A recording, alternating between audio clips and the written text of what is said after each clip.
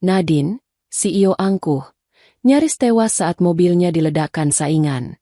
Andra, OB yang sering dihina, menerobos api dan menyelamatkannya. Dari penghinaan lahir kepercayaan, dari luka tumbuh cinta. Andra bukan hanya pahlawan, tapi pria yang akhirnya menjadi suami sang CEO. Tapi sebelum lanjut, saya doakan yang sudah subscribe channel Kisah Populer, semoga sehat selalu, panjang umur, rezekinya lancar, dan yang punya hutang segera lunas. Dan jangan lupa komen, dari mana kalian nonton video ini? Yuk kita mulai ceritanya. Suara pel lantai berderit pelan di area parkiran bawah tanah Mandiri Global Corp. Andra, seorang OB muda berusia 26 tahun, sedang menyapu sisa oli dan debu di antara deretan mobil mewah milik para eksekutif. Keringat membasahi pelipisnya, tapi langkahnya tetap tenang. Matanya fokus pada pekerjaan yang sering diremehkan banyak orang. Pagi itu udara panas dan pengap. Di sisi lain, suara sepatu hak tinggi terdengar nyaring, disusul tawa kecil dari dua staf wanita yang baru saja turun dari mobil sedan hitam. Lihat deh, OB itu masih aja pakai sepatu bolong. Heran, perusahaan ini nggak mampu beli seragam baru buat dia ya. Ejek salah satunya sambil menutup hidung pura-pura jijik. Temannya tertawa. Jangan-jangan dia pelan kerjanya biar lembur dan dapat uang tambahan. Dasar licik gaya miskin. Andra hanya diam. Ia menunduk, mengangkat ember berisi air sabun yang sudah mulai keruh. Ia sudah terbiasa dengan ejekan semacam itu. Hatinya tebal oleh kenyataan, tapi tetap lembut untuk tidak membalas. Baginya, menghormati pekerjaan sendiri jauh lebih penting daripada membalas kata-kata kosong orang lain. Dari kejauhan, lift pribadi terbuka. Seorang wanita muda keluar dengan langkah tegas dan elegan. Tubuhnya semampai, rambutnya tersisir rapi ke belakang, dan jas putih berlogo perusahaan terpasang di bahunya. Dialah Nadine Prameswari, CEO baru Mandiri Global Corp, pewaris perusahaan besar yang dikenal cerdas, tapi juga dingin dan tak kenal ampun pada kesalahan kecil. Nadine menatap sekeliling, lalu berhenti ketika matanya jatuh pada Andra yang sedang memindahkan alat pel ke dekat mobilnya, sedan sport merah. "Hei, kamu!" Nadine bersuara tegas. "Siapa yang suruh kamu kerja di dekat mobil saya? Kalau bermunyi prat ke bodi mobil ini, kamu ganti seluruh catnya." Andra langsung menunduk lebih dalam. "Maaf, Bu. Saya hanya bersihkan lantai sesuai area tugas." "Alasan klasik," sahut Nadine dengan nada sinis. "OB seperti kamu harus tahu batas. Jangan seenaknya di area VIP. Urus pel dan embermu. Jangan sampai bikin masalah." Beberapa karyawan yang lewat berhenti, menonton kejadian itu seperti tontonan gratis. Satu orang bahkan berbisik, "Ya ampun, OB itu berani banget kerja dekat mobil Bu Nadine. Udah jelas cari masalah." Wajah Andra menegang, tapi ia tetap membungkuk kecil. "Baik, Bu. Maaf sudah mengganggu." Nadine mendengus, lalu berjalan menuju mobilnya dengan langkah cepat. Parfum mahalnya tertinggal di udara, namun ucapan kasarnya menancap kuat di dada Andra. Begitu CEO itu pergi, tawa kecil terdengar lagi. "Hahaha, tuh kan, udah ku bilang, OB itu selalu bikin masalah. Untung gak langsung dipecat." Andra menarik napas dalam. Ia mengangkat pelnya dan melangkah menjauh, menyembunyikan luka kecil di jari karena tersengat cairan kimia pembersih. Tapi rasa perih itu tak seberapa dibandingkan kata-kata yang menusuk hatinya. Saat ia meletakkan alat di ruang cleaning service, seorang satpam tua menepuk bahunya. "Sabar ya, Andra. Orang kaya kadang lupa caranya jadi manusia." Andra tersenyum tipis. "Saya nggak apa-apa, Pak. Saya cuma kerja. Kalau marah, nanti malah salahin diri sendiri." Ia lalu membuka loker kecil, mengambil foto lama ibunya yang sudah meninggal, dan menatapnya lama. "Bu, kalau ibu lihat aku sekarang, aku cuma OB. Tapi aku janji, aku nggak akan malu kerja jujur." Di luar, suara mesin mobil CEO meraung pergi. Asap tipis dari knalpotnya menyebar di udara parkiran, seolah jadi pertanda akan datangnya sesuatu yang besar, sesuatu yang akan membakar batas antara penghinaan, keberanian, dan cinta. Andra menatap arah kepergian mobil itu dengan tatapan kosong. Ia tidak tahu bahwa beberapa hari lagi, api sungguhan akan menyala, dan hidupnya tak akan pernah sama lagi. Malam itu, parkiran basement Mandiri Global Corp sepi. Hanya suara tetesan air dari pipa AC yang bocor dan dengungan kipas ventilasi yang terdengar samar. Lampu-lampu temara menyinari barisan mobil mewah, menimbulkan bayangan panjang yang membuat suasana terasa mencekam. Andra baru saja menyelesaikan tugas lemburnya. Ia berjalan sendirian ke ruang cleaning service sambil menyeret ember kosong. Setelah mengunci ruangan, ia naik ke motor tuanya dan melaju pulang. Tak seorang pun tahu bahwa hanya beberapa menit setelahnya, bahaya besar akan menyusup ke tempat itu. Di sudut basement, pintu besi servis perlahan terbuka dari dalam, dengan kartu akses palsu. Seorang pria bertubuh tegap mengenakan hoodie hitam dan masker masuk dengan gerakan tenang tapi penuh perhitungan. Tatapannya tajam, gerakannya cepat. Di pinggangnya tergantung tas kecil berisi bahan peledak rakitan canggih, cukup kuat untuk meledakkan satu mobil sport hingga hangus total. Sudah waktunya kau hilang dari permainan, Nadine Prameswari, gumamnya lirih dengan nada dingin. Ia melangkah mendekati sedan sport merah milik Nadine. Mobil itu mengilap sempurna di bawah cahaya lampu, seperti simbol kekuasaan dan kesombongan. Pria itu merogoh tasnya, mengeluarkan perangkat kecil dengan timer digital. Tangannya cekatan membuka panel bawah bumper, lalu menempelkan bom waktu di balik sasis. Lampu merah kecil menyala, tanda bahwa perangkat itu aktif. Timer diam-diam mulai menghitung mundur 7 jam. Besok pagi, semuanya akan terlihat seperti kecelakaan, ucapnya sambil menepuk-nepuk mobil itu dengan licik. Di sisi lain ruangan, sebuah kamera CCTV menggantung, namun tak ada lampu indikatornya. Kabelnya digunting beberapa jam sebelumnya oleh orang dalam, pengkhianat perusahaan yang disuap oleh musuh bisnis Nadine. Dalam gelap, rencana jahat itu disusun rapi, tanpa jejak. Saat pria misterius itu hendak pergi, ia mendengar suara pelan dari lantai atas, bunyi lift servis yang bergerak. Ia menahan napas dan bersembunyi di balik pilar beton besar. Dari kejauhan, seorang petugas keamanan ronda malam lewat sambil bersiul pelan. Satpam itu tidak menyadari bahaya besar yang baru saja dipasang di bawah hidungnya sendiri. Basi, nggak ada apa-apa juga tiap malam, gumam si satpam sambil menyalakan rokok. Ia lalu berlalu tanpa curiga sedikit pun.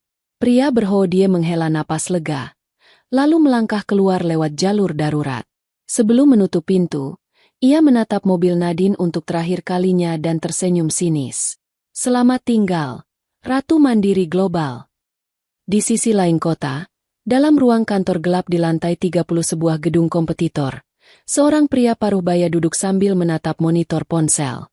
Ia menerima pesan singkat bertuliskan, perangkat sudah terpasang. Timer aktif. Ia menyeringai puas, lalu memutar gelas wine di tangannya. Besok pagi, sahammu turun, Nadine. Dan saat semua orang menangisimu, aku akan naik ke puncak. Sementara itu, Andra duduk di kamar kos sempitnya. Hujan turun rintik di luar jendela. Ia menggulung lengan bajunya, memperban luka kecil di tangannya akibat cairan kimia tadi siang. Pandangannya kosong, tapi pikirannya masih teringat pada tatapan sinis CEO siang tadi. Sudahlah, Endra, jangan baper, katanya pada diri sendiri sambil tersenyum kecut. Ia tidak tahu bahwa mobil yang tadi pagi membuatnya dihina, kini menjadi bom waktu yang siap mengubah jalan hidupnya selamanya. Jarum jam terus berdetak. Timer bom terus menghitung mundur. Dunia tidur dalam tenang. Tak ada yang sadar bahwa besok pagi api akan membakar segalanya. Tepat pukul 2.47 dini hari, lampu basement berkedip sebentar lalu stabil lagi. Di bawah sedan sport merah Nadine, lampu merah kecil di bom berkedip. Tik, tik, tik. Waktu terus berjalan. Takdir pun mulai mendekat. Pagi itu langit Jakarta cerah. Matahari menyorot pelataran depan Mandiri Global Corp yang mulai ramai oleh karyawan berseragam rapi. Mobil-mobil berjejer rapi di area parkiran. Suara pintu lift berdenting, suara langkah kaki tergesa-gesa, dan sapaan pagi terdengar bersahutan. Tak ada seorang pun yang menyadari bahwa hari itu akan mengubah segalanya. Di basement, Nadine berjalan anggun menuju mobil sport merah kesayangannya. Ia mengenakan jas putih elegan, kacamata hitam, dan sepatu hak tinggi yang beradu pelan dengan lantai parkiran. Dua staf PR mengikutinya dari belakang, mencatat jadwal rapat pagi. Bu, setelah briefing jam 8, ada pertemuan investor di ruang 12, kata salah satu staf. Pastikan semua presentasi siap, jawab Nadine cepat, tanpa senyum. Ia membuka pintu mobil dan duduk di kursi pengemudi. Aroma interior kulit mahal menyambutnya. Ia menyalakan mesin mobil yang langsung meraung halus. Seperti biasa, Nadine suka menyetir sendiri. Ia tak suka dikawal atau dijemput sopir. CEO harus tangguh. Begitu prinsipnya. Di gerbang depan, Andra sedang membersihkan kaca pintu utama. Ember biru dan pel berada di sampingnya. Ia melihat mobil merah Nadine meluncur keluar basement dan tersenyum tipis, meski hatinya masih tergores oleh penghinaan hari sebelumnya. Detik berikutnya, segalanya berhenti. Sebuah suara klik kecil terdengar samar dari bawah mobil. Dalam hitungan sepersekian detik, boom! Ledakan dahsyat memecah pagi itu. Suara kaca pecah dan logam robek menggema di seluruh halaman kantor. Mobil sport merah terpental ke samping, kobaran api membesar dalam sekejap, menelan seluruh bagian depan kendaraan. Asap hitam tebal membumbung ke udara. Orang-orang berteriak histeris. Karyawan berhamburan keluar gedung. Satpam berlari panik ke pos jaga. Beberapa orang menutup hidung dan menjerit. Itu mobil Bu Nadine. Mobil CEO meledak. Andra yang semula terpaku mendadak melempar pelnya dan berlari ke arah kobaran api. Detak jantungnya menggedor telinga. Bu Nadine masih di dalam.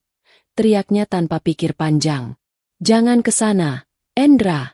Teriak seorang satpam. Itu bisa meledak lagi. Tapi Andra tak berhenti. Api menyala liar. Panasnya seperti membakar udara sekeliling. Beberapa karyawan hanya bisa berdiri terpaku. Ketakutan.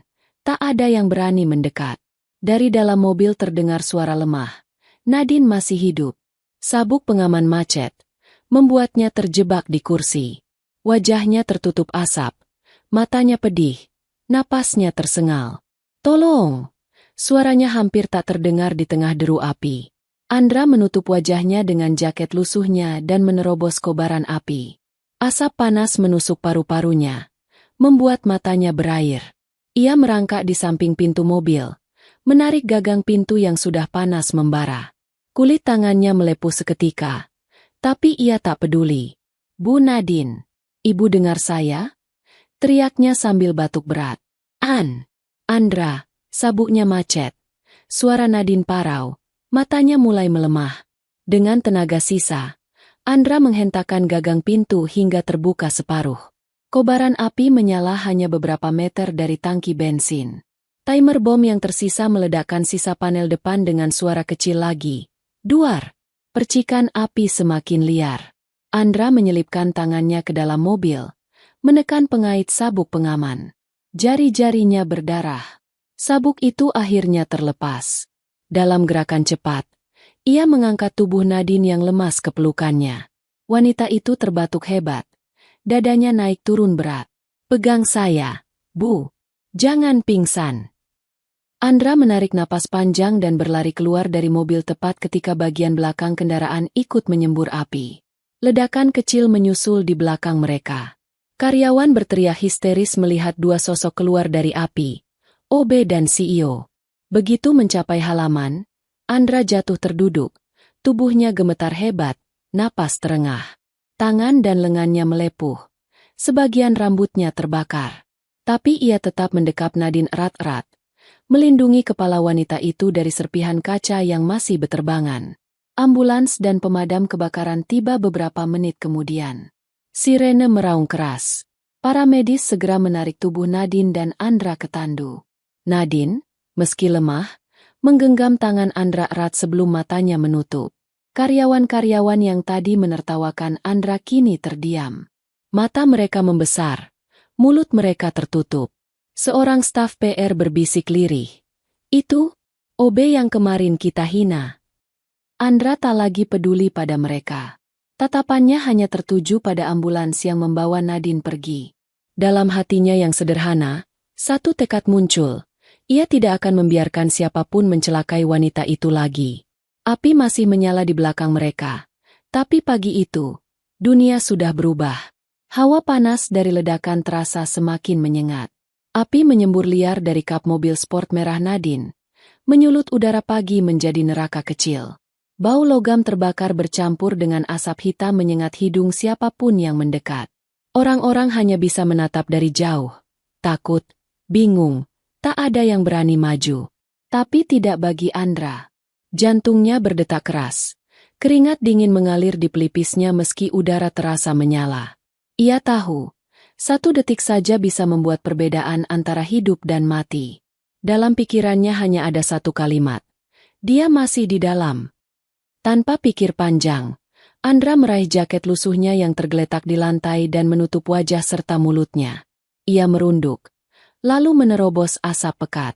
Suhu panas menyergap tubuhnya seperti ribuan jarum membakar kulit. Napasnya tersengal, matanya perih, tapi ia terus melangkah. Dari dalam mobil, Nadine mulai kehilangan kesadaran. Asap hitam memenuhi kabin, sabuk pengaman macet, dan kakinya terjepit pedal gas. Matanya kabur. Suara di luar terdengar seperti gema jauh. Saat pandangannya mulai gelap, samar-samar ia melihat sosok laki-laki dengan wajah kotor dan tangan gemetar mendekat.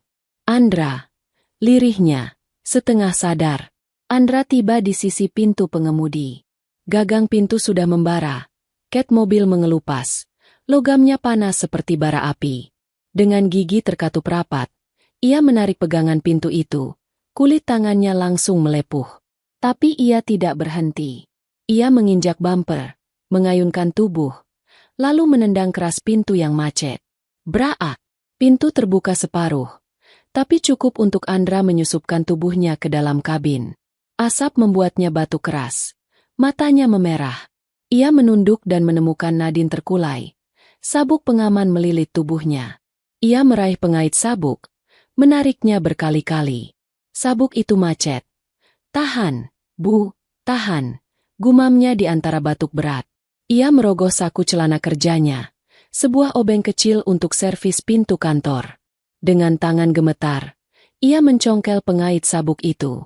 Logam melepuh membuat jari-jarinya nyeri, tapi satu hentakan terakhir berhasil melepaskan sabuk. Andra mengangkat tubuh Nadine ke pelukannya. Tubuh wanita itu lunglai. Kepalanya bersandar di dada Andra. Di belakang mereka, suara letupan kecil terdengar dari tangki bensin. Api mulai merambat ke bagian belakang mobil. Bertahan, Bu. Jangan tidur. Desis Andra sambil menahan batuk. Ia menyeret tubuh Nadine keluar lewat celah pintu yang setengah terbuka. Langkahnya goyah, napasnya berat. Tapi matanya tetap fokus pada satu tujuan, keluar dari api. Beberapa meter dari mobil, karyawan yang tadi hanya menonton akhirnya berteriak. Cepat, cepat sini. Satpam berlari membawa selimut tahan api seadanya. Mereka membantu Andra menarik Nadine menjauh. Saat langkah terakhirnya keluar dari zona api, terdengar suara ledakan kecil kedua, duer, membuat kaca kantor bergetar. Andra tersungkur ke aspal. Tubuhnya gemetar. Tangannya penuh luka bakar ringan hingga sedang. Jaketnya robek. Rambutnya gosong di beberapa bagian. Tapi di pelukannya, Nadine masih bernapas. Lemah, tapi hidup. Sirene ambulans dan mobil pemadam kebakaran mulai terdengar dari kejauhan.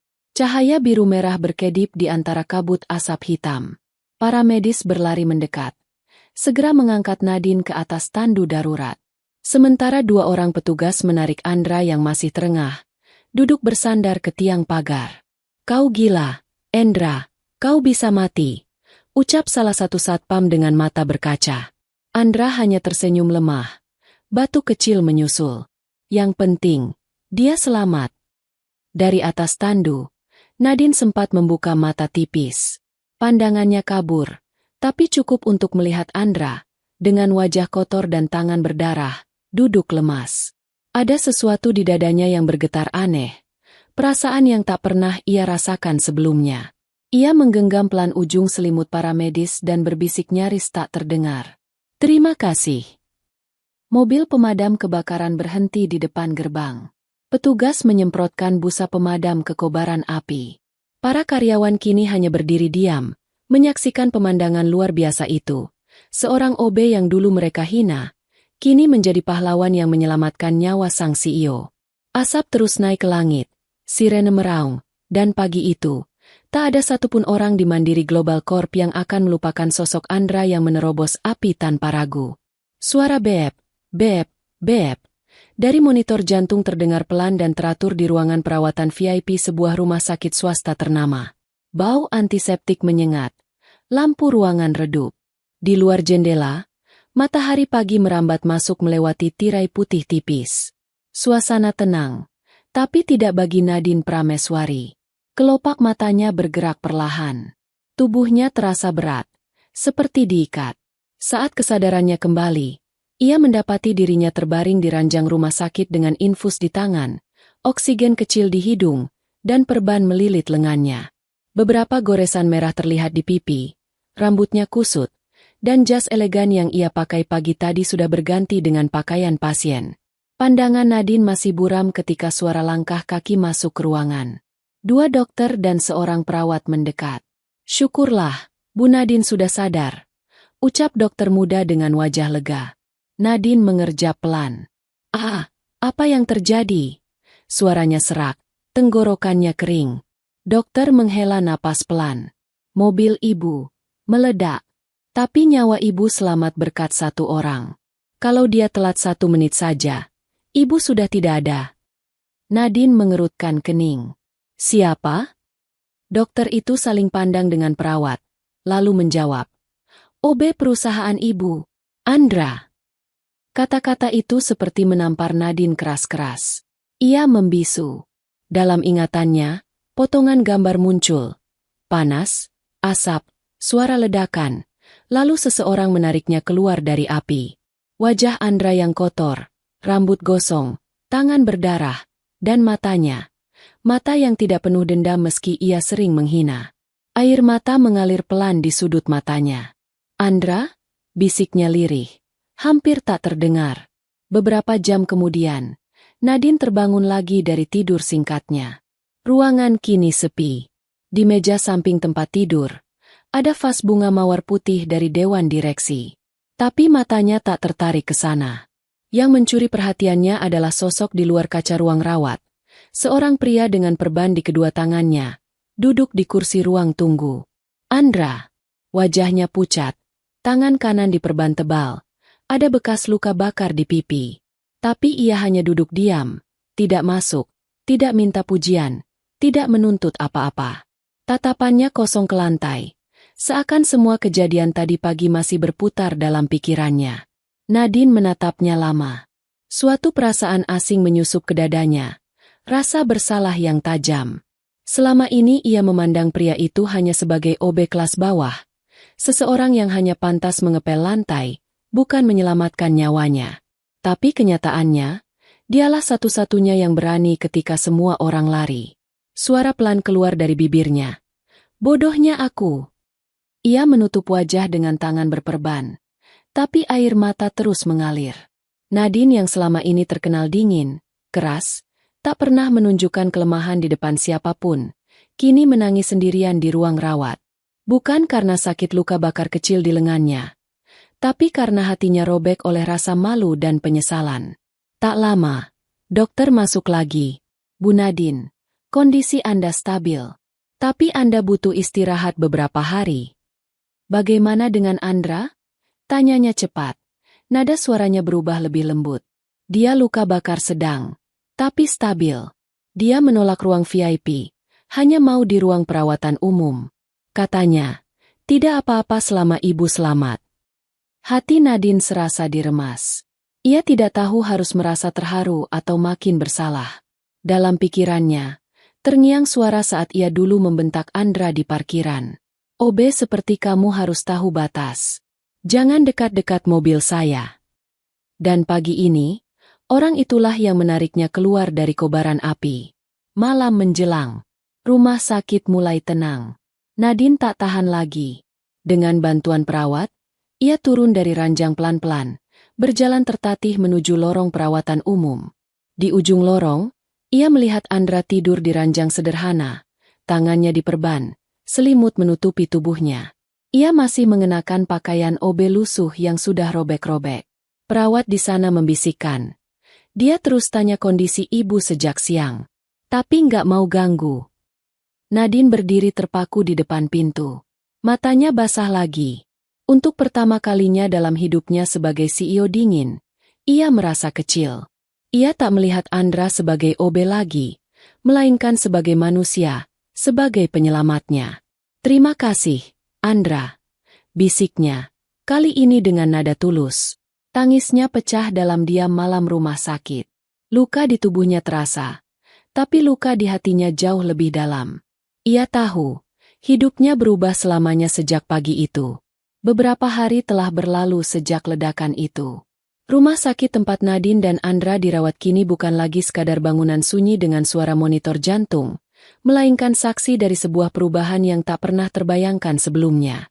Nadine, CEO yang selama ini dikenal keras, kaku, dan menjaga jarak dari semua bawahan, kini justru menjadi orang yang paling sering datang ke ruang perawatan kelas 2, tempat Andra dirawat. Setiap pagi, begitu dokter selesai memeriksa lukanya, Nadine berjalan perlahan melewati lorong rumah sakit dengan tas kecil berisi bubur ayam dan air hangat. Para perawat bahkan mulai hafal langkahnya. Bu Nadine, ke ruang 212 lagi ya.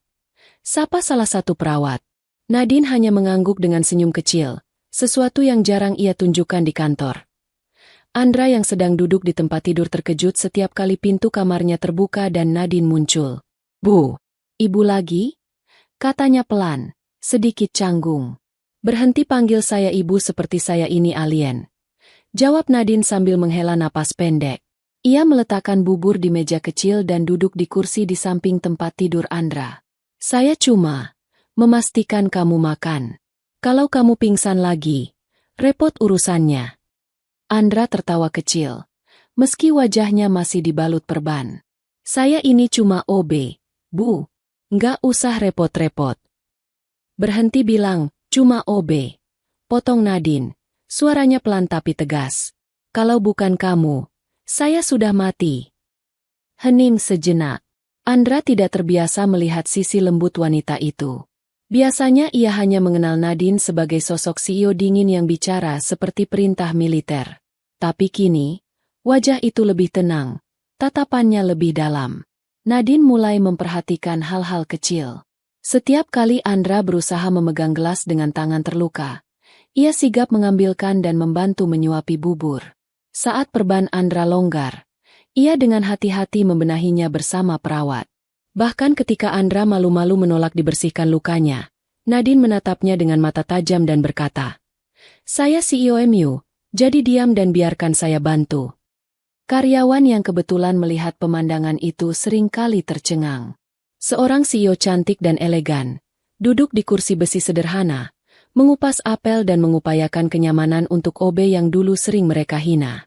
Beberapa mulai berbisik-bisik di kantin rumah sakit. Gila, Bu Nadine berubah banget ya. Dulu OB itu sering dimarahin.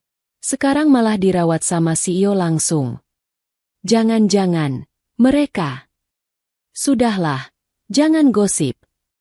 Tapi gosip itu menyebar cepat seperti angin. Meski begitu, Nadine tidak peduli. Ia bahkan tak memperdulikannya sedikit pun. Suatu sore, saat langit mulai temaram, Nadine datang lebih awal. Ia duduk diam di kursi, menatap Andra yang tertidur dengan wajah tenang. Luka-luka di tangan pria itu masih jelas, tapi perlahan mulai membaik. Tanpa sadar, Nadine menggenggam ujung selimut yang menutupi tubuh Andra. Bagaimana mungkin aku bisa buta selama ini? Gumamnya pelan. Kau bukan siapa-siapa bagiku, tapi justru kau satu-satunya yang menyelamatkan aku. Andra terbangun perlahan, menangkap pandangan itu. Ibu, Bu Nadine, katanya gugup. Panggil Nadine. Potongnya cepat. Loh, tapi saya. Panggil Nadine. Bukan, Ibu. Bukan, Busio. Nadine saja. Andra terdiam. Nama itu terasa asing di lidahnya, tapi sekaligus hangat. Nah, Dine, ucapnya perlahan. Wanita itu tersenyum kecil. Entah untuk pertama kali atau entah mengapa senyum itu terasa begitu jujur. Malam itu, Nadine berjalan keluar dari ruang perawatan dengan langkah ringan. Ada sesuatu yang berbeda dalam dirinya. Ia tak lagi melihat Andra sebagai OB rendahan. Dalam hatinya, ia mulai melihat seorang pria dengan keberanian yang tak tergantikan. Dan di dalam ruang itu, Andra menyentuh dadanya pelan. Entah kenapa, mendengar Nadine menyuruhnya memanggil namanya langsung membuat dadanya terasa hangat. Untuk pertama kalinya, jarak antara langit dan bumi, antara CEO dan OB, mulai mencair. Perubahan itu tidak terjadi dengan teriakan besar. Tidak dengan pesta. Tapi dengan langkah kecil, setiap hari, di lorong rumah sakit yang sunyi. Hujan turun rintik-rintik malam itu. Langit Jakarta gelap. Hanya lampu jalan dan cahaya dari gedung Mandiri Global Corp yang menyinari halaman depan. Perusahaan masih dalam masa pemulihan setelah insiden ledakan mobil CEO. Keamanan diperketat. Setiap pintu dan kamera diawasi. Nadine, meski masih dalam masa pemulihan, tetap memilih bekerja lembur di kantornya. Ia duduk di ruang kerjanya di lantai 15, menatap layar laptop dengan mata lelah. Namun pikirannya bukan hanya pada laporan rapat, tapi juga pada sosok pria sederhana yang kini tak pernah lepas dari pikirannya. Andra. Siapa sebenarnya dia? Sejak insiden ledakan, Nadine mulai memperhatikan bahwa Andra bukan pria sembarangan. Cara ia menatap situasi, cara ia menilai lingkungan, bahkan cara ia berbicara, terlalu tenang untuk seorang OB biasa. Ada sesuatu yang tersembunyi di balik kesederhanaannya. Sekitar pukul 22, lampu di ruang kendali keamanan gedung tiba-tiba mati. Beberapa kamera CCTV offline. Nadine, yang tengah berjalan ke ruang lobi bawah, melihat beberapa petugas panik. Servernya error. Seru salah satu teknisi. Kalau CCTV mati semua, orang bisa masuk ke gedung ini tanpa ketahuan, tambah yang lain. Di tengah kepanikan itu, Nadine melihat sosok familiar di sudut lorong, Andra. Ia mengenakan pakaian kasual, bukan seragam OB, tapi celana jeans lusuh dan jaket tipis. Di tangannya, ia membawa laptop tua dengan layar retak. Andra, kamu ngapain di sini? Tanya Nadine bingung. Pria itu menoleh, sedikit gugup tapi tenang. Saya cuma bantu, Bu. Nadine. Kamu bantu? Ini masalah sistem keamanan. Kamu bukan bagian IT. Andra menghela napas kecil, lalu mendekati panel listrik. Percaya sama saya tahu cara perbaikinya. Tanpa menunggu izin, Andra duduk di depan server mini. Ia mencolokkan kabel LAN ke laptop tuanya dan mulai mengetik cepat. Suara jari-jarinya menari di atas keyboard terdengar cepat dan terlatih, jauh dari cara orang awam. Layar hitam penuh baris kode memenuhi monitor. Para teknisi yang tadi panik hanya bisa melongo. Dia ngapain? Bisik salah satu teknisi muda. Entahlah, tapi dia ngetik kayak hacker. Jawab yang lain. Nadine melangkah mendekat. Matanya tak lepas dari layar laptop itu. Dalam waktu kurang dari 5 menit, server CCTV yang sebelumnya mati mendadak menyala kembali satu persatu. Lampu indikator hijau berkedip stabil. Gambar dari kamera tersebar di seluruh layar kontrol. Andra berdiri perlahan. Selesai, ucapnya pelan. Para teknisi saling pandang dengan wajah terkejut. Salah satu di antaranya berdecak kagum. Bro, lo siapa sebenarnya? Nadine terdiam beberapa saat, kemudian berkata, Andra, kamu bukan OB biasa, kan? Andra tidak menjawab. Matanya menatap lantai. Ada guratan sedih yang sulit disembunyikan. Dulu saya kerja di bidang keamanan siber, katanya pelan. Saya dulu teknisi di sebuah perusahaan internasional. Tapi setelah kecelakaan, keluarga saya meninggal. Saya berhenti kerja. Saya nggak mau pegang sistem besar lagi. Saya cuma mau hidup sederhana, kerja jujur, tanpa harus ingat masa lalu. Nadine menatapnya dalam-dalam. Ada luka besar di balik ketenangan itu. Luka yang membuat seorang ahli teknologi memilih menjadi OB yang sering dihina. Kenapa nggak cari kerja lagi sesuai keahlianmu? Tanya Nadine lembut. Andra tersenyum kecut. Karena saya nggak punya apa-apa lagi untuk dibuktikan. Hidup saya cuma tentang bertahan. Orang-orang hina saya? Nggak apa-apa. Saya nggak butuh panggung. Tapi saya nggak akan diam kalau nyawa orang terancam. Kalimat itu membuat dada Nadine sesak. Ia melihat Andra bukan sebagai bawahan lagi, tapi sebagai pria yang menyembunyikan kecerdasan besar di balik kesederhanaannya. Hujan masih turun di luar jendela.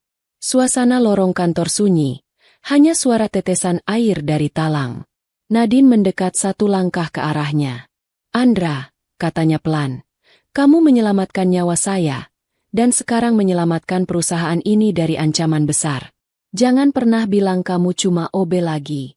Kamu lebih dari itu. Andra tertegun. Untuk pertama kalinya, suara Nadine terdengar bukan sebagai perintah, tapi pengakuan. Pengakuan atas siapa dirinya sebenarnya. Terima kasih, Nadine. Ucapnya lirih. Dalam keheningan malam itu, Nadine menyadari satu hal. Pria ini bukan hanya penyelamatnya. Ia juga memiliki masa lalu dan kemampuan luar biasa yang bisa mengubah segalanya. Dan tanpa ia sadari, perasaannya perlahan mulai berubah. Bukan sekadar rasa terima kasih, tapi sesuatu yang lebih dalam. Hujan deras mengguyur kota malam itu. Kilatan petir sesekali menyambar langit, menimbulkan gema berat di antara gedung-gedung tinggi. Di lantai 15 Mandiri Global Corp, lampu kantor yang biasanya redup kini menyala terang. Beberapa staf keamanan IT lembur. Suasana tegang menggantung di udara. Sejak insiden ledakan mobil Nadine, perusahaan menjadi sasaran empuk banyak pihak, terutama kompetitor yang ingin Mandiri Global jatuh. Dan malam itu, serangan besar benar-benar dimulai. Pukul 22.43, suara alarm digital berbunyi dari ruang kontrol IT. Server utama kena akses ilegal. Teriak salah satu staf IT. Titik serangan dari luar negeri. Firewall kita tembus. Layar monitor besar di ruangan itu dipenuhi baris kode dan peta dunia virtual, menunjukkan ribuan paket data menyerbu ke server pusat. Dalam waktu kurang dari 5 menit, sistem login karyawan lumpuh, beberapa file penting terkunci. Sistem keuangan perusahaan dalam bahaya. Kalau sistem ini jebol, ujar kepala IT dengan suara tegang, semua data klien bocor. Nilai saham kita bisa anjlok dalam hitungan jam. Nadine yang sedang berada di ruang rapat darurat langsung berlari menuju ruang kontrol. Status. Kita diserang habis-habisan, Bu. Ini bukan serangan amatir. Ini profesional. Sepertinya mereka tahu arsitektur sistem kita. Nadine mengepalkan tangan. Ia tahu siapa yang paling mungkin di balik ini. Orang yang sama yang memasang bom di mobilnya. Sementara semua orang panik di ruang IT, di lantai bawah, Andra sedang duduk sendirian di ruang maintenance, ruangan kecil di dekat basement tempat biasa ia beristirahat. Laptop rusaknya menyala dengan layar retak separuh. Ia melihat lampu indikator jaringan berkedip tak wajar. Ia mendesis pelan. Mereka mulai lagi. Andra membuka terminal akses tersembunyi, jalur belakang yang hanya ia buat beberapa hari lalu untuk jaga-jaga. Ia tahu sistem keamanan Mandiri Global punya celah fatal. Celah yang ia temukan saat memperbaiki CCTV malam itu. Ia sudah memperbaiki sebagian, tapi musuh sepertinya menemukan titik lemah lainnya. Tangannya bergerak cepat di atas keyboard. Layar hitam laptopnya dipenuhi baris kode. Setiap klik dan ketukan adalah pertempuran sunyi melawan pihak luar yang mencoba masuk semakin dalam. Di atas, tim IT masih kebingungan. Dia ngelok semua port, teriak salah satu staf. Gila, mereka tahu semua jalur kita. Ini udah lewat kapasitas kita, Bu. Ucap kepala IT dengan wajah pucat. Tapi tiba-tiba, semua layar monitor berhenti. Data serangan melambat. Koneksi musuh seperti tertutup dari dalam. Sebuah pesan misterius muncul di layar. Celah belakang tertutup. Sistem aman. Fokus pada backup. Siapa yang lakukan ini? Seru salah satu staf. Bukan dari tim kita. Kepala IT memeriksa log aktivitas. Ada aktivitas dari ruang maintenance basement. Di basement, Andra menyandarkan punggungnya ke dinding. Keringat menetes dari pelipisnya. Ia baru saja menutup 3 jalur peretasan sekaligus dan mengunci akses root musuh dengan sistem buatan tangannya sendiri. Sistem yang ia pelajari dari masa lalunya sebagai teknisi keamanan siber internasional. Kalian boleh punya uang dan tentara digital, pikirnya. Tapi kalian gak punya Andra. Nadine muncul di ruang IT dengan napas masih terengah. Siapa yang hentikan serangan ini? Kepala IT menunjuk layar log. Aktivitas datang dari jalur internal yang tidak terdaftar. Tapi, tanda tangannya cocok dengan perangkat Andra. Andra. Nadine menatap layar lekat-lekat. Seketika ia berlari menuju basement. Di ruang maintenance, ia menemukan Andra duduk di lantai. Tangan kirinya masih dibalut perban, dan laptop tua di pangkuannya. Napasnya berat, tapi matanya tajam. Saat ia menoleh dan melihat Nadine, ia tersenyum kecil. Sudah aman, ucapnya pendek. Nadine melangkah mendekat, setengah tidak percaya. Kamu yang hentikan serangan itu. Andra mengangkat bahu. Cuma sedikit peretasan balik. Bukan hal besar. Bukan hal besar. Nadine menatapnya tak percaya. Kalau kamu nggak turun tangan, perusahaan ini sudah hancur. Andra menunduk. Saya cuma nggak mau semua orang kehilangan pekerjaan karena satu orang jahat. Mendengar kalimat itu, dada Nadine sesak. Di saat ratusan orang panik, orang yang dianggap OB tak berguna, ini justru diam-diam berjuang sendirian menyelamatkan segalanya. Keesokan paginya, kabar itu menyebar cepat di seluruh kantor. Sistem kita hampir diretas habis, bisik seorang staf. Tapi diselamatkan sama Andra. OB itu. Iya, OB itu. Semua orang tercengang. Orang yang dulu ditertawakan karena sepatu bolong dan kerja lamban ternyata pahlawan digital perusahaan. Tatapan mereka berubah, dari meremehkan menjadi kagum. Saat sore menjelang, Nadine berdiri di depan ruang maintenance, memandang Andra dalam diam. Ia tidak hanya melihat pahlawan yang menyelamatkan hidupnya, tapi juga pria yang menyelamatkan perusahaannya. Andra, katanya pelan, kamu bukan hanya menyelamatkan aku, kamu menyelamatkan semua orang di sini. Andra hanya menunduk malu. Saya cuma melakukan apa yang harus saya lakukan. Tapi di hati Nadine, sesuatu mulai berakar lebih dalam. Kekaguman, kepercayaan, dan perasaan yang ia sendiri tak berani beri nama. Sore itu, langit tampak keemasan. Cahaya matahari yang lembut menembus dedaunan rindang di taman rumah sakit tempat Nadine dulu dirawat. Suara burung kecil terdengar sayup-sayup, menyatu dengan aroma bunga melati yang semerbak di udara. Di bangku taman yang terbuat dari kayu tua, dua sosok duduk berdampingan dalam diam. Nadine dan Andra sudah beberapa minggu berlalu sejak insiden ledakan mobil dan serangan siber. Luka-luka fisik mereka memang mulai pulih, tetapi luka di hati, luka yang diam-diam membentuk jembatan di antara keduanya, justru semakin mendekatkan mereka. Nadine mengenakan kemeja putih longgar dan celana kasual, jauh dari citra CEO dingin yang biasa dipuja-puji di ruang rapat. Sementara Andra, meski tangannya masih diperban, tampil dengan kemeja sederhana dan celana jeans usang. Keduanya duduk tenang, menikmati senja tanpa banyak bicara. Kantor. Aku bahkan gak mau kamu mendekati mobilku. Andra tersenyum kecil. Aku ingat. Kamu marah karena ember pelku terlalu dekat dengan mobil mewahmu. Nadine menghela napas panjang, menunduk. Waktu itu aku merasa kamu cuma orang kecil, orang yang gak penting. Tapi ternyata, hidupku justru ada di tangan orang yang paling aku remehkan. Suara angin sore meniup rambut Nadine perlahan. Andra menatapnya, bukan sebagai seorang CEO, tapi sebagai seorang wanita yang perlahan melepaskan semua topeng kesombongannya. Ia melihat seseorang yang rapuh tapi berani berubah. Kenapa kamu lakukan semua itu, Andra? Tanya Nadine akhirnya. Suaranya lirih, tapi jelas.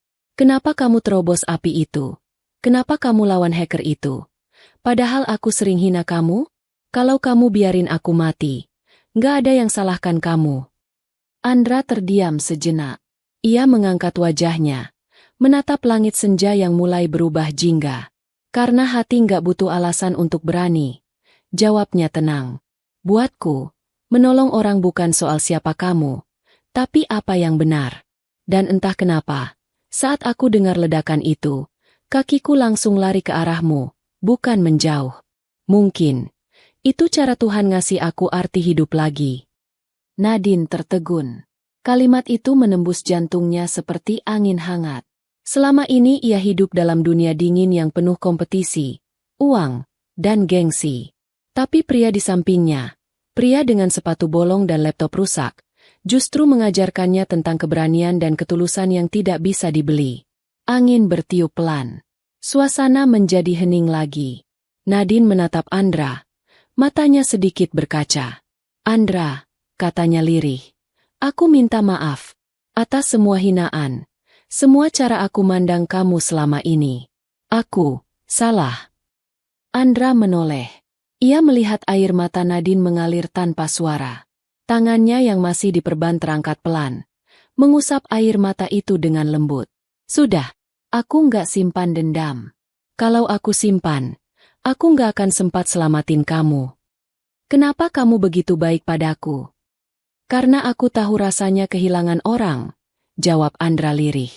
Dan aku nggak mau kehilangan siapapun lagi. Bahkan orang yang pernah meremehkanku. Mata mereka bertemu. Untuk pertama kalinya, Nadine melihat Andra bukan sebagai pahlawan, bukan pula sebagai OB, tapi sebagai seseorang yang hatinya jauh lebih besar dari egonya. Senja semakin meredup. Lampu taman mulai menyala. Di tengah keheningan yang nyaman, Nadine bersandar perlahan ke bahu Andra. Pria itu sempat kaku, tapi kemudian membiarkan. Tidak ada kata cinta yang diucapkan, tapi semua terasa jelas dari cara mereka saling diam. Bukan diam yang asing, melainkan diam yang mengikat hati. Terima kasih, Andra, bisik Nadine pelan. Andra menatap lurus ke depan, lalu tersenyum tipis. Sama-sama, Nadine. Dari jendela rumah sakit lantai 2, beberapa perawat melihat pemandangan itu sambil tersenyum kecil. Gosip tentang CEO dan OB yang dulu menyelamatkannya memang menyebar di seluruh rumah sakit. Tapi bagi Nadine dan Andra, dunia luar tak lagi penting malam itu. Yang penting hanyalah satu, luka yang dulu memisahkan, kini justru menyatukan mereka. Pagi itu, ruang rapat utama Mandiri Global Corp dipenuhi orang penting. Seluruh jajaran direksi, manajer divisi, dan kepala departemen duduk rapi di kursi kulit hitam panjang yang melingkar menghadap podium besar. Layar LED raksasa di belakang podium menampilkan logo perusahaan yang megah. Lampu putih terang menyinari ruangan berlantai marmer mengilap itu. Ini bukan rapat biasa. Setelah insiden ledakan dan serangan siber yang hampir melumpuhkan perusahaan, semua mata tertuju pada satu sosok, Nadine Prameswari, CEO muda yang berhasil bertahan dari kematian dan menghindarkan perusahaan dari kehancuran. Saat pintu terbuka, Nadine melangkah masuk dengan setelan jas putih khasnya. Namun kali ini, ada yang berbeda. Tatapannya tidak lagi tajam dan dingin seperti biasanya. Ada keteguhan, tapi juga kehangatan. Dan yang lebih mengejutkan, di belakangnya berjalan Andra, dengan kemeja sederhana dan tangan yang sudah mulai pulih dari luka bakar. Bisik-bisik langsung terdengar. Itu, OB itu, kan? Kenapa dia masuk ruang rapat direksi? Apa yang CEO pikirkan? Nadine berdiri di podium, mengambil mikrofon. Ruangan hening seketika. Semua mata tertuju padanya. Ia menatap satu persatu wajah di depannya. Wajah orang-orang yang dulu, sama seperti dirinya, memandang Andra hanya sebagai orang kecil.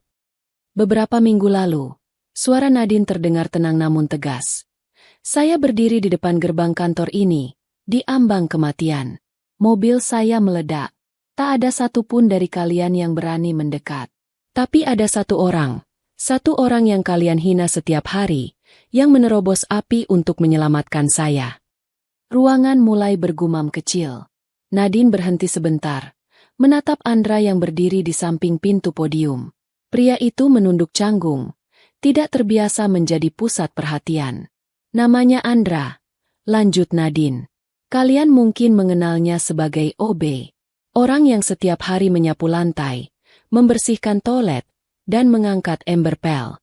Kalian mungkin tak pernah menyapanya, apalagi menghargainya. Ia berhenti sejenak. Suaranya mulai bergetar. Tapi tanpa Andra, saya tidak akan berdiri di sini hari ini. Seketika ruangan sunyi. Tak ada satupun suara. Hanya terdengar napas orang-orang yang tertahan. Nadine melangkah turun dari podium dan berdiri di samping Andra. Semua mata mengikutinya. Dan bukan hanya itu, Nadine melanjutkan. Ketika perusahaan kita diserang hacker profesional, bukan tim luar yang menyelamatkan sistem ini. Bukan perusahaan keamanan. Tapi Andra. Dengan laptop rusaknya. Dengan tenaganya sendiri. Beberapa kepala mulai menunduk. Ada yang merasa malu, karena mereka sendiri sempat menertawakan Andra dulu. Mulai hari ini, ucap Nadine dengan suara lantang. Saya ingin kalian semua tahu, status dan jabatan tidak menentukan keberanian. Hati yang tuluslah yang menyelamatkan kita. Ia lalu berbalik ke arah Andra, menggenggam tangan pria itu di depan semua orang. Tangan itu masih memiliki bekas luka bakar, namun hangat dan kuat. Nadine menatap matanya dalam-dalam, lalu berkata, mulai hari ini, dia bukan lagi OB, tapi orang yang paling saya percaya. Ruangan seketika bergemuruh. Para staf bertepuk tangan, awalnya ragu, lalu semakin keras. Kepala IT yang dulu panik saat serangan siber berdiri dan ikut bertepuk tangan. Satpam yang pernah menyaksikan Andra menerobos api bahkan menitikan air mata bangga. Beberapa staf yang pernah menertawakan Andra di parkiran kini hanya bisa menunduk, menelan rasa malu. Andra hanya berdiri kaku. Ia tidak terbiasa dengan sorakan atau tepuk tangan. Baginya, ini semua terlalu besar. Tapi saat Nadine menggenggam tangannya lebih erat, ia tahu, ini bukan sekadar penghargaan, ini pengakuan. Mulai saat ini, lanjut Nadine, Andra akan menjadi bagian dari tim keamanan inti perusahaan. Ia akan memimpin pengembangan sistem pertahanan digital kita. Apa? Terdengar beberapa suara kaget. Tapi bukan karena menolak. Mereka terkejut, kagum. Bahkan beberapa orang langsung berdiri memberi hormat. Karena keberanian, kata Nadine sambil menatap ruangan itu. Tak bisa dibeli, tapi bisa menginspirasi. Saat rapat usai, Andra berjalan pelan di lorong kantor. Beberapa karyawan yang dulu memalingkan muka kini menyapanya dengan tulus, bahkan menepuk pundaknya. Selamat ya, Andra. Hebat lo, bro. Gue salut. Andra hanya tersenyum malu. Tapi dalam dadanya, sesuatu terasa hangat. Ia tidak pernah mencari pengakuan. Tapi hari ini, dunia yang dulu memandang rendahnya akhirnya melihat siapa dirinya sebenarnya. Dan di ujung lorong, Nadine menatapnya sambil tersenyum lembut. Bukan sebagai CEO kepada OB, tapi sebagai seorang wanita kepada pria yang kini mulai mengisi ruang hatinya. Sore itu langit cerah. Awan tipis berarak pelan. Taman belakang Mandiri Global Corp, tempat di mana Andra dulu menyapu lantai dan tempat ledakan pertama kali mengguncang hidup Nadine, kini dipenuhi bunga putih dan kursi tamu sederhana. Bukan pesta mewah. Bukan pesta penuh kemewahan seperti pernikahan CEO pada umumnya. Hari itu, semua terasa hangat dan nyata. Lampu-lampu kecil menggantung di antara pohon, menari bersama angin sore. Para karyawan duduk rapi, beberapa menahan air mata sejak melihat pelaminan mungil di tengah taman itu, lengkungan bunga melati dan mawar putih, serta dua kursi kayu yang dibuat dengan desain minimalis, cerminan kesederhanaan yang justru terasa megah. Andra berdiri di ujung taman dengan jas abu-abu sederhana. Tangannya yang pernah terluka kini telah pulih. Meski bekas luka bakar masih samar terlihat. Ia menatap taman dengan dada bergetar. Tak percaya tempat yang dulu hanya menjadi ruang kerja rendahan kini menjadi tempat ia akan mengikat janji hidupnya. Dari arah gedung, pintu kaca terbuka perlahan. Nadine berjalan keluar dengan gaun putih sederhana. Rambutnya disanggul anggun. Tidak ada permata mahal, tidak ada mahkota mewah, Hanya senyum hangat dan cahaya matahari sore yang membuatnya tampak seperti seseorang yang Andra cintai apa adanya. Setiap langkah Nadine membuat suasana taman seperti berhenti sejenak. Para karyawan berdiri memberi jalan, beberapa menahan napas haru. Seorang karyawan berbisik, "Siapa sangka, wanita yang dulu sedingin es sekarang berjalan ke pelaminan dengan OB yang pernah dihina semua orang." Upacara pernikahan dimulai. Pemimpin upacara berdiri di antara mereka. Suara angin menjadi musik latar yang sempurna. Tatapan Andra dan Nadine bertemu. Tidak ada lagi dinding status sosial di antara mereka. Sebelum pengucapan janji, Nadine melangkah maju satu langkah. Ia menggenggam mikrofon dan menatap semua orang. "Beberapa bulan lalu," ucapnya, suaranya tenang namun penuh makna. "Aku berdiri di tempat ini, sebagai wanita yang sombong dan buta. Aku merasa berada di atas semua orang. Hingga api membakar bukan hanya mobilku, tapi kesombonganku." Suasana hening. Angin sore menyentuh wajah semua orang. Di tengah api itu, ada satu orang yang tidak lari. Orang yang paling aku hina, justru menjadi pelindungku. Cinta ini lahir dari api. Tapi justru api itulah yang membakar kesombongan dan menyalakan cinta. Mata beberapa karyawan mulai berkaca-kaca. Beberapa menunduk, mengingat bagaimana dulu mereka ikut meremehkan Andra. Nadine meletakkan mikrofon dan berbalik menatap Andra. Pria itu tidak berkata apa-apa, hanya menatapnya dengan mata yang sama seperti saat ia menerobos kobaran api. Tenang, penuh keberanian, dan cinta yang tak butuh pengakuan. Pemimpin upacara memberi isyarat. Nadine mengulurkan tangan, dan Andra menyambutnya. Ia menunduk pelan dan mencium kening wanita itu. Momen itu seolah membungkam seluruh dunia. Para karyawan bertepuk tangan pelan. Beberapa bahkan tidak mampu menahan air mata. Di antara tamu, satpam tua yang dulu sering memberi semangat pada Andra mengusap air matanya. "Kau pantas mendapatkannya, nak," bisiknya lirih. Setelah cincin sederhana disematkan di jari mereka, Nadine dan Andra berdiri di tengah taman yang kini diterangi lampu gantung kecil. Tidak ada pesta dansa mewah, tapi semua orang merasakan kehangatan. CEO dan OB bukan lagi dua dunia yang berbeda. Mereka kini satu keluarga, satu cerita. "Dulu aku hanya pembersih lantai," bisik Andra pada Nadine di tengah sorak-sorai. Nadine tersenyum sambil menggenggam tangannya lebih erat. "Dan sekarang kamu pembersih hatiku," jawabnya pelan, membuat Andra terkekeh malu. Di langit malam, kembang api kecil menyala. Bukan pertunjukan megah, hanya percikan cahaya sederhana. Tapi bagi Nadine dan Andra, cahayanya lebih indah dari pesta manapun.